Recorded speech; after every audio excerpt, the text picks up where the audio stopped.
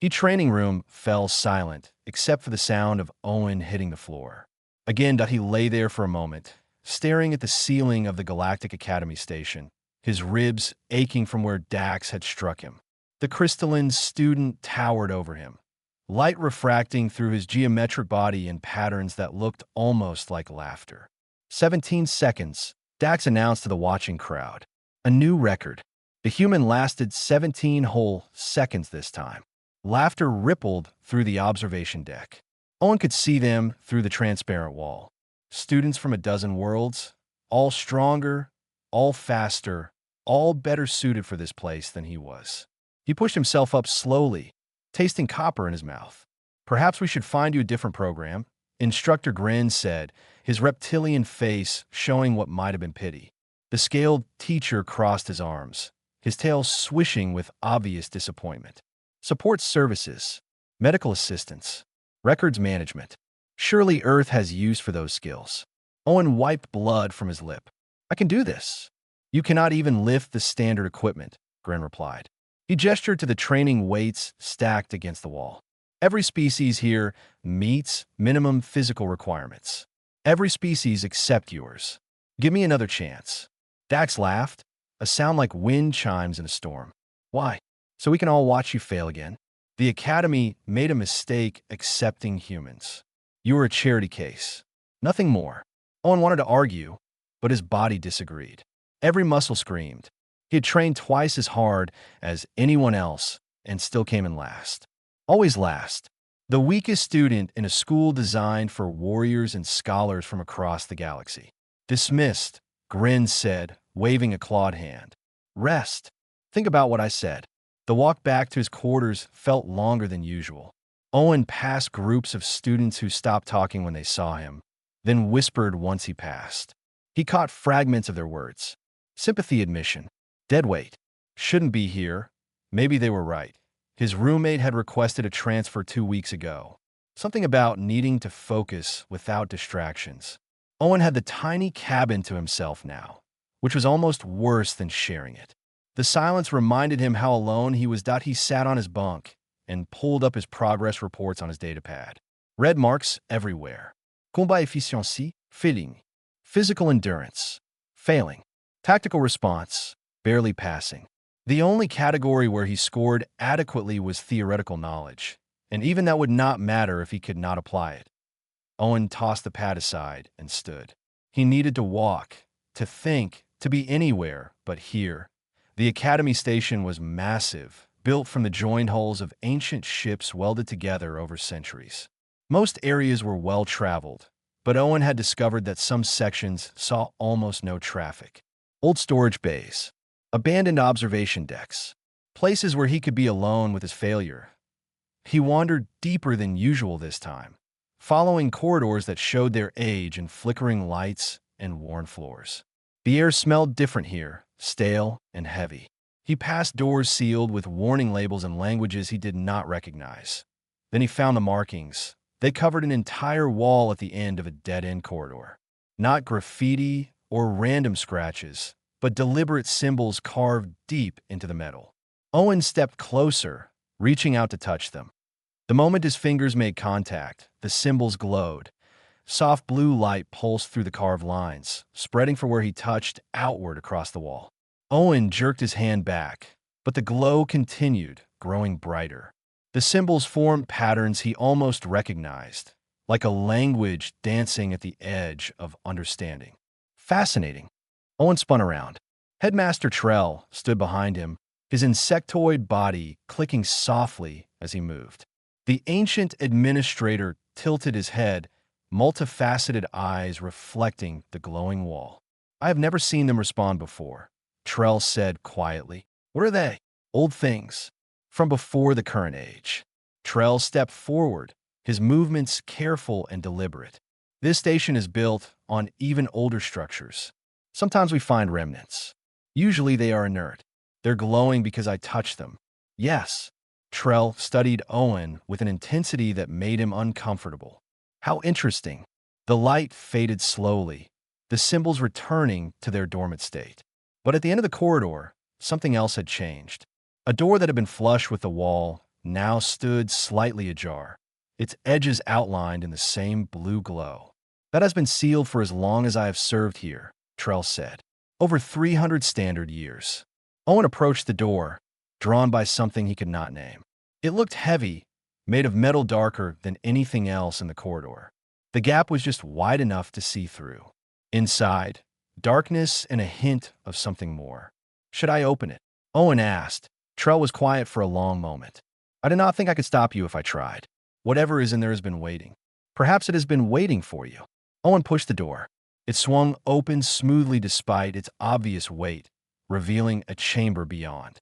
Emergency lights flickered on automatically, casting long shadows across walls covered in more symbols, more markings, all dormant and dark.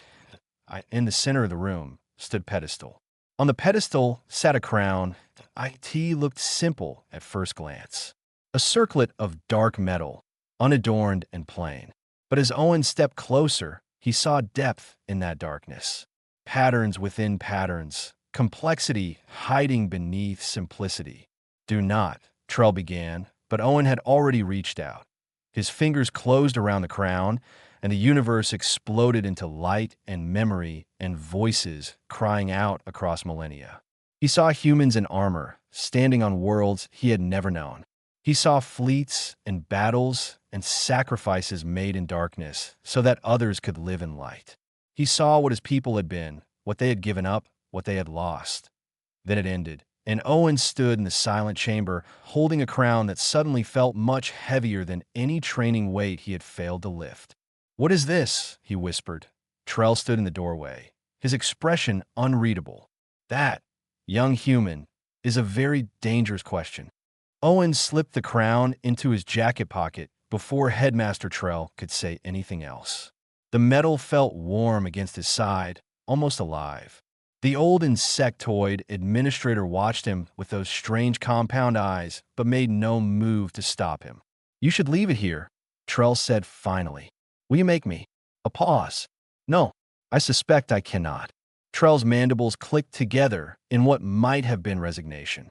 "But know this. Objects that sleep for 10,000 years do not wake without reason. Be careful, Owen Brooks." Owen left the chamber without answering, his mind still reeling from what he had seen. The visions felt more real than memories, more solid than dreams.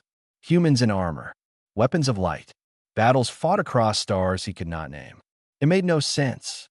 Earth had barely achieved space flight 2 generations ago. They were newcomers to the galactic community, primitive and weak. Yet the visions insisted otherwise. Back in his quarters, Owen pulled the crown from his pocket and set it on his desk.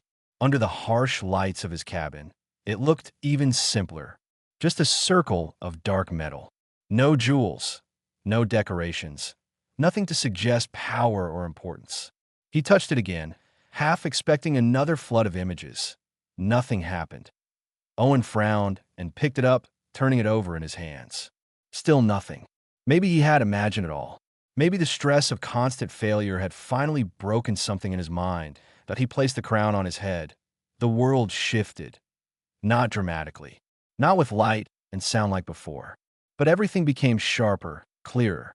The ambient hum of the station's life support resolved into individual components.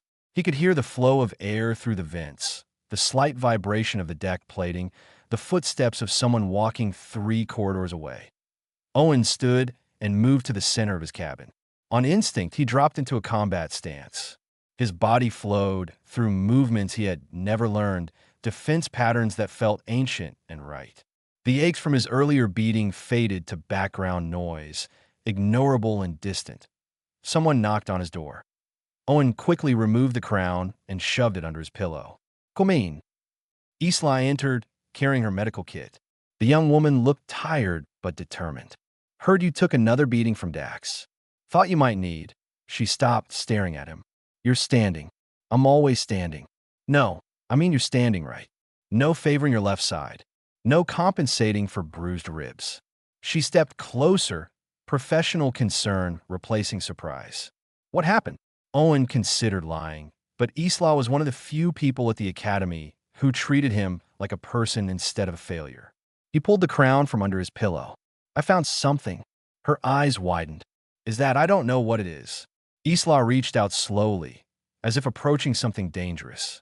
Her fingers touched the metal, and her whole body went rigid. Owen caught her as her knees buckled, easing her down to sit on his bunk. I see them, she whispered. Human medics. Facilities larger than any hospital I have ever heard of. They're treating species that don't exist anymore. Curing plagues. Saving entire fleets. She looked up at Owen, tears streaming down her face. What were we? I think we were something the galaxy forgot. They spent the next hour searching the Academy's database, using Owen's access codes to dig through public records. They found references to the Terran Protectorate in footnotes and archive documents. Most files were sealed, marked with warnings about outdated information or historical inaccuracy. But one file opened it. T showed a map of the sector from 10,000 years ago. Earth sat at the center, marked as the Protectorate headquarters. Lines extended outward to hundreds of systems, all under human protection. The file was dated just before something called the Sundering, an event that wiped the Protectorate from existence. We saved them, Isla said quietly. Whoever they were fighting, whatever threatened the galaxy, we stopped it. And they forgot us. Or chose to forget. She pointed to a note at the bottom of the file. Look, this says the Protectorate sacrificed their advanced civilization to seal an extra-dimensional breach. When Earth was rediscovered thousands of years later, it was primitive. No one connected the new humans to the old protectors. Owen felt sick. His people had given up everything to save species that now mocked them for being weak. The next morning, he wore the crown during solo training. With it on, his body remembered things his mind did not. He moved through combat forms with precision that shocked him, each movement flowing into the next. The training weights he could barely lift yesterday now felt manageable. Not easy, but possible. Well. Owen spun around. Dax stood in the doorway of the training room, his crystalline body refracting the harsh lights. The larger student tilted his head, studying Owen with obvious suspicion. You move differently, Dax said. Owen quickly removed the crown and pocketed it. I've been practicing. No, this is something else. Dax stepped forward, his movements predatory. You hold yourself like you know what you're doing. Yesterday you were prey. Today you are pretending to be a hunter. I'm not pretending anything. Dax laughed and activated the training room's combat arena. Then prove it. Spar with me now. No excuses. No running away. Owen should have refused. Even with the crown's help, he was still learning. Still weak. But anger burned in his chest. Anger at Dax. Anger at the mockery. Anger at a galaxy that forgot what his people had sacrificed. Phoenix. They faced each other in the arena. Dax moved first, fast and confident. Owen ducked, his body remembering patterns the crown had shown him. He blocked the next strike, deflected the third, and actually managed to land a glancing blow on Dax's shoulder. The crystalline student stumbled back, shocked. How did you? Owen pressed the advantage, moving through defense patterns that felt older than the station itself. He was still slower than Dax, still weaker, but now he fought smart. He used angles and leverage, turning Dax's strength against him. It lasted almost 2 minutes before Dax finally pinned him. But 2 minutes was infinitely better than 17 seconds. Dax stood over him, breathing hard despite his species not needing to breathe. What are you hiding, human? Owen met his eyes. Everything. The restricted database room was supposed to be locked. Owen stood in front of the access panel, the crown hidden in his jacket, and pressed his hand against the scanner. It beeped red. Denied, he pulled the crown out and held it against the panel. The scanner beeped green, and the door slid open. Inside, rows of data terminals lined the walls, most covered in dust. These were the Academy's oldest records, files deemed too outdated or sensitive for general access. Owen moved to the nearest active terminal and placed the crown on his head. Immediately, the interface changed. New directories appeared, folders that had been invisible moments ago. He opened one labeled Protectorate Medical Archives and watched as thousands of files scrolled past. Treatment protocols for species that had gone extinct. Surgical techniques for biological systems that no longer existed. Research into diseases that modern science had never heard of. Isla had been right. Humans had not just been warriors. They had been healers on a scale the current galaxy could not imagine. Owen opened another folder. Military records. Battle reports stretched back millennia, detailing conflict against enemies he recognized from his vision. The Shade Collective, the Void Prophets, the Dimensional Reapers. Each war had ended the same way. Protectorate victory at terrible cost. Then he found the final report, the Sundering, a dimensional breach that threatened to consume the entire sector. The Protectorate's response: activate every piece of their technology simultaneously, creating a reality anchor so powerful it sealed the breach forever. The cost: total civilization collapse. Every advanced facility destroyed. Every piece of military hardware consumed. The humans themselves scattered across their homeworld, their memories wiped, their technology reduced to ash. The galaxy was saved. Earth became primitive, and everyone forgot. I thought I might find you here. Owen jerked the crown off and spun around. Instructor Grin stood in the doorway, his reptilian eyes fixed on the crown in Owen's hands. That is what I think it is, Grin said quietly. What do you think it is? A warden's crown. Command key for the Terran Protectorate's defensive network. Grin stepped into the room, his movements slow and deliberate. I did not think any survived the Sundering. Owen stared at him. You know about the Protectorate? Some of us are old enough to remember. Not many, but some. Grin moved to the terminal and looked at the displayed files. His face showed something between grief and shame. We were young then. My species had barely achieved spaceflight when the Reapers came. The Protectorate saved us. Saved everyone. Then they sacrificed themselves and we. He trailed off. You forgot them. We chose to forget. Grin's tail lashed once, a sign of agitation. It was easier than living with the debt. Easier than admitting we had been saved by a species we could never repay. When Earth was rediscovered, primitive and weak, we convinced ourselves they could not be the same humans. The Protectors were legends. Myths. Not real. But we were real. Yes. Grin turned to face him fully. And now you have awakened something that was meant to stay buried. The crowns were dangerous, Owen. They gave power, yes, but they consumed those who wore them. The wardens died young, burned out by the very tools they used to protect others. Owen looked down at the crown in his hands. It felt heavier now. There is more you should know, Grin continued. The sensor net has detected anomalies at the edge of the system. Ships using technology we do not recognize. The readings match descriptions from the old Protectorate files. The things you sealed away 10,000 years ago are returning. Before Owen could respond, alarms blared throughout the station. Red emergency lights replaced the normal white illumination. Grin's comm unit chirped urgently. All instructors to command center, a voice announced. Unidentified fleet approaching.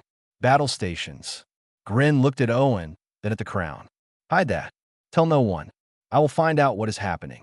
He left at a run, leaving Owen alone in the database room. The terminal screen flashed with new data, some kind of automated alert. Owen put the crown back on to read it. His blood ran cold. The approaching ships matched exact specifications for vessels used by the Dimensional Reapers. The enemy the Protectorate had died to stop. They were returning because they had detected something. The file suggested the Reapers could sense active Protectorate technology across vast distances. They were coming because Owen had activated the crown. He pulled up a tactical display of the station. The Academy's defenses were standard for a training facility, adequate for pirates or raiders, completely inadequate for what was approaching. The station would fall in minutes, unless... Owen traced the station's layout with his finger, and the crown showed him what he could not see with normal eyes. Hidden beneath the modern structure, dormant for 10,000 years, was a Protectorate fortress. Weapon systems, shield generators, point defense networks, all offline, all waiting for someone with the authority to wake them. Waiting for a warden. The door opened again. This time, Dax stood there, his crystalline form tense with aggression. I followed you, Dax said. I knew you were hiding something. That crown, he stepped forward. You stole Protectorate technology. I will report this to stop. The word came out harder than Owen intended, layered with something that made Dax freeze mid-step. The crown flared with light, energy tendrils extending down Owen's arms. When he spoke again, his voice carried weight it had never held before. Stand down and listen. Ships are approaching this station.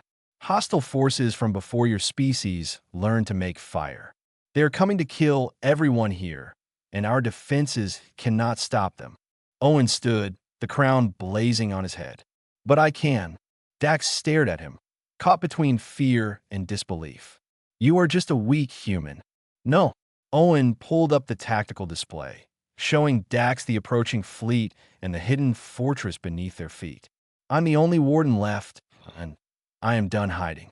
The station shuddered as something massive dropped out of hyperspace at the system's edge. On the tactical display, dozens of ships appeared, their signatures matching the ancient Reaper vessels exactly. They had minutes at best. Owen placed his hand on the terminal, and the crown connected him to systems that had slept since before recorded history. Throughout the station, dormant weapons began to wake. The command center erupted into chaos when Owen walked in. Officers from a dozen species shouted over each other while tactical displays showed the approaching fleet. Headmaster Trell stood at the center, trying to coordinate a defense that everyone knew was hopeless. Then they saw the crown. Silence fell like a blade. Every eye turned to Owen, to the circlet of dark metal blazing with blue light on his head. Energy crawled down his arms in patterns that hurt to look at directly. He walked past shocked officers to the main tactical console. Who authorized this student to an officer began? I did, Owen said, and his voice carried an authority that made the speaker flinch. He placed his hands on the console, and the crown's power flooded into the station systems. Every screen in the command center flickered and changed. New displays appeared, showing weapon systems and defenses that should not exist. The station schematic rewrote itself, revealing the ancient protectorate fortress hidden beneath modern construction. Impossible, someone whispered. Owen could feel it all now. Weapons that had not fired in 10,000 years, waiting beneath dormant panels. Shield generators powerful enough to protect entire fleets. Point defense networks that could track 1,000 targets simultaneously. The fortress was damaged from the sundering. Some systems too broken to repair, but enough remained. Enough to fight. Activating primary defensive grid, Owen announced he did not know how he knew the commands. The crown simply fed him the information, muscle memory from Warden's dead for millennia flowing through his nervous system. His fingers moved across controls, entering codes that appeared in his mind fully formed. Throughout the station, panels slid open. Weapons emerged from walls that had seemed solid moments before. Shield emitters rose from the deck plating, humming with building power. The fortress was waking, and it was angry. Target acquisition locked, Owen said. 43 hostile vessels. Configuration matches Dimensional Reaper assault fleet. Estimated time to weapons range, 2 minutes. Instructor Grin pushed through the crowd of stunned officers. Owen, you cannot do this alone. The crown will kill you. I know. Owen's hands never stopped moving across the console. But if I do nothing, we all die anyway. There has to be another way. The crown pulsed, and Owen gasped as information flooded his mind. Not memories this time. Biology. The crown was showing him what it was doing to his body. Every activation of protectorate systems required energy, and that energy came from him. His cells were burning at an accelerated rate, his DNA rewriting itself to handle power it was never meant to channel. He could feel himself aging with each command. The wardens knew, Owen said quietly. They knew the crowns would consume them. They wore them anyway. Dax appeared at the edge of the command center, having followed Owen from the database room. The crystalline students stared at the displays with growing understanding and horror. You were never weak, Dax said. We just did not understand what strength looked like. The Reaper fleet entered weapons range. They did not bother with warnings or demands. Their ships fired immediately, launching projectiles that phased in and out of normal space. Standard shields would be useless against such weapons. Most of the defenders knew this and braced for impact. Owen activated the Protectorate shield that a barrier of blue energy snapped into existence around the station, so bright it was visible through the viewports. The phasing projectiles hit it and stopped, trapped between dimensions, unable to complete their transition. They detonated harmlessly against the shield, brilliant flashes that illuminated the ancient fortress for what it truly was, not a weapon of a forgotten age. The Reaper fleet adjusted tactics, spreading out to surround the station. Their ships moved in patterns designed to overwhelm defenses from multiple angles simultaneously. It was a good strategy against modern militaries. The Protectorate was not a modern military. Owen triggered the point defense network. Thousands of microcannons emerged from the station's hull, each one tracking independently. They opened fire in perfect coordination, creating a web of energy that caught the Reaper ships in a killing field. 3 vessels exploded before they could adjust. 5 more took critical damage and began to drift, but the cost showed on Owen's face. Lines appeared at the corners of his eyes. His hair showed hints of gray that had not been there minutes ago. The crown was burning through years of his life with every command. Isla burst into the command center, her medical training overriding her shock at the situation. She ran to Owen and grabbed his arm. "Your vital signs are all wrong. Heart rate elevated. Cellular degradation across all systems. Owen, you are dying." "I know." "Then stop." "I cannot." He triggered another weapons barrage, and more Reapers died. "If I stop now, they will overwhelm us before help arrives." "What help?" "The nearest military fleet is hours away." Headmaster Trell spoke up, his ancient voice cutting through the noise. "He has already sent a distress signal. Not to our military, to the other crowns." Everyone turned to look at the old insectoid. Trell pointed at a display showing energy signatures spreading across the sector, pulses of light moving faster than any conventional communication. "The crown is calling," Trell explained. There were 13 wardens in the Protectorate. 13 crowns. When the sundering came, they scattered across the galaxy. Hidden, dormant, waiting. He looked at Owen with something like respect. "You just woke them all up." On distant worlds across the sector, in buried vaults and forgotten chambers, 12 more crowns began to glow. And on Earth, in facilities that had been sealed since before human civilization, something ancient and powerful stirred to life. The Reaper fleet pressed their attack.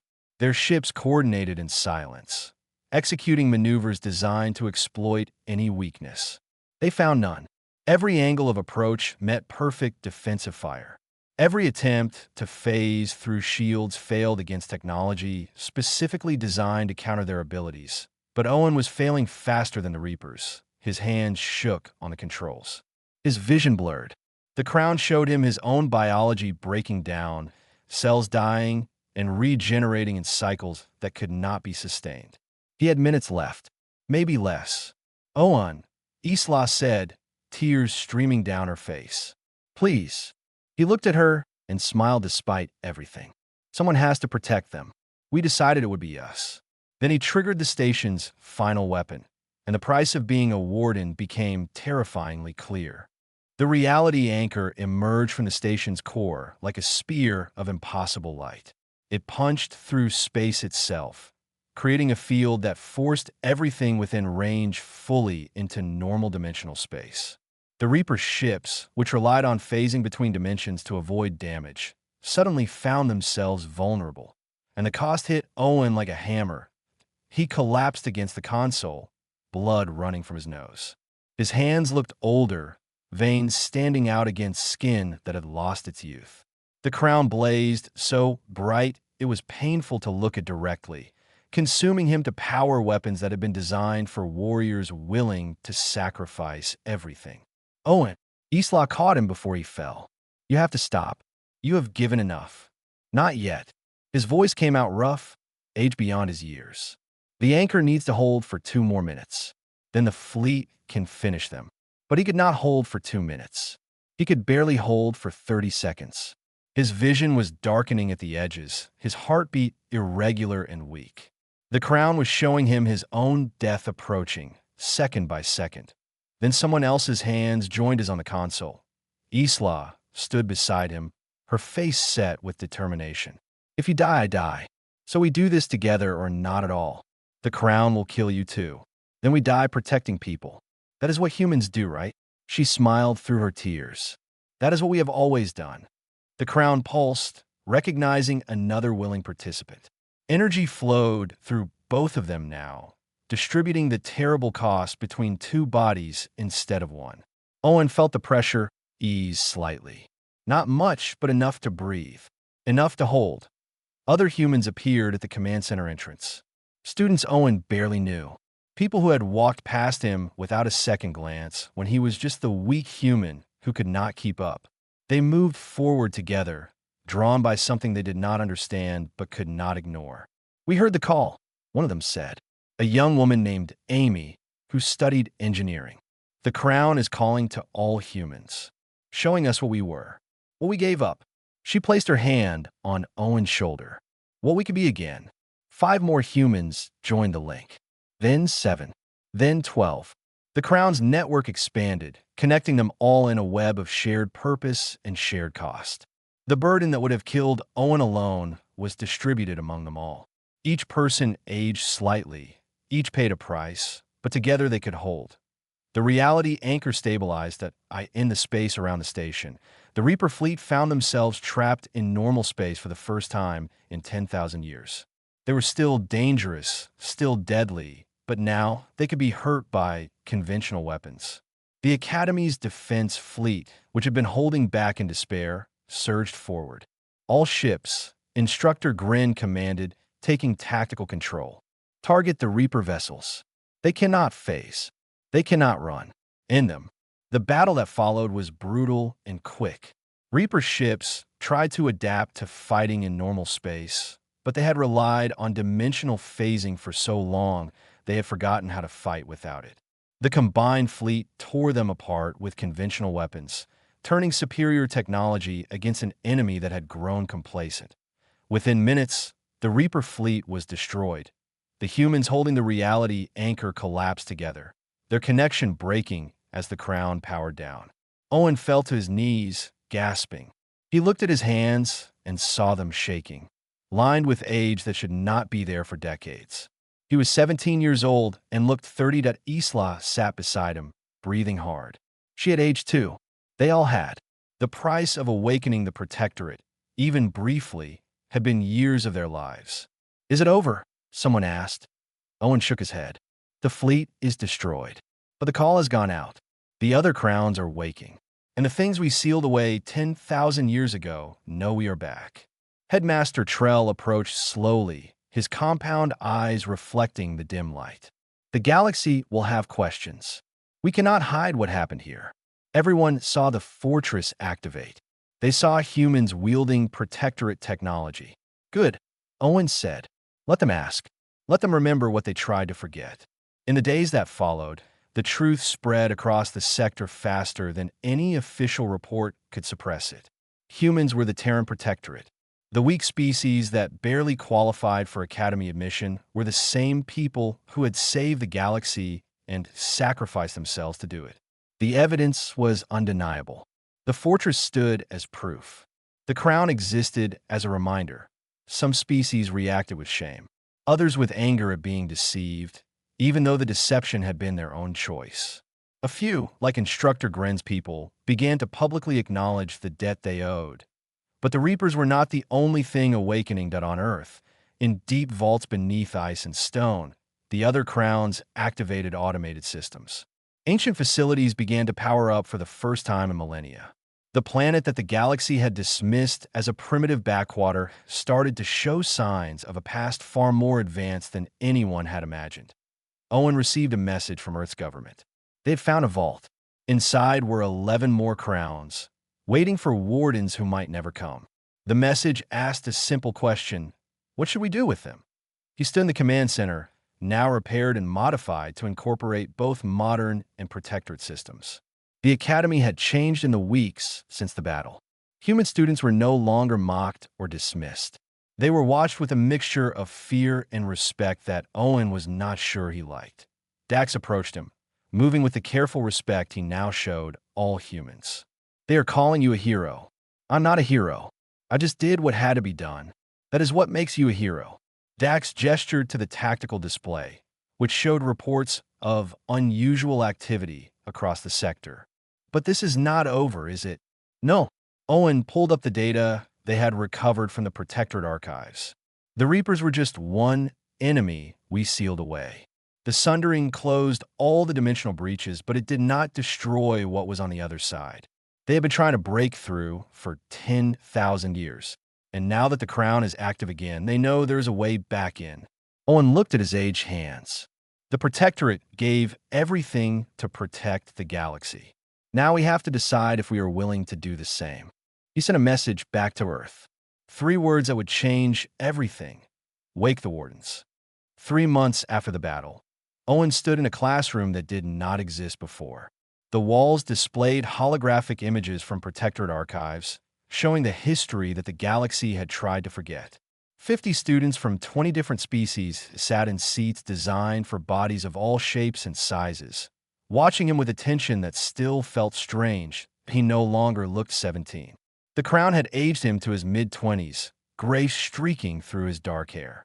But his eyes held something older than any physical age could measure. Experience burned into him by memories, not his own. The Protectorate was not an empire, Owen said, gesturing to the images. We did not conquer. We did not rule. We protected. That was our only purpose. A student raised a tentacle. But why? What did you gain from sacrificing so much? Owen smiled. It was the same question everyone asked. Nothing. That was the point.